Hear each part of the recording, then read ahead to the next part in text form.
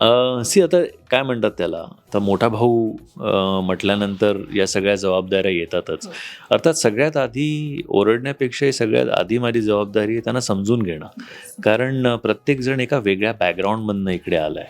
त्याचं एक वेगळं म्हणणं आहे किंवा त्याचं काय म्हणतात, त्याचं ग्रूमिंग एका वेगळ्या पद्धतीने झालं आहे.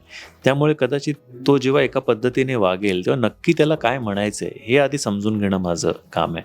कारण मुली पण समवयीन आहेत, त्यांच्याच वयाच्या आहेत. त्यामुळे तेवढा एक्सपिरियन्स कोणाचाच नाही आहे, जेवढा ह्या सगळ्यांमध्ये माझा आहे.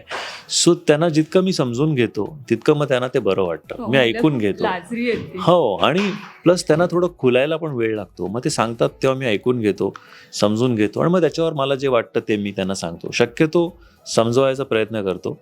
कधी गरज पडली तर थोडंसं त्यांना ओरडतो. पण तसं जास्त तशी वेळ आलेली नाही आहे. ते सांगितल्यावर त्यांना लगेच समजतं.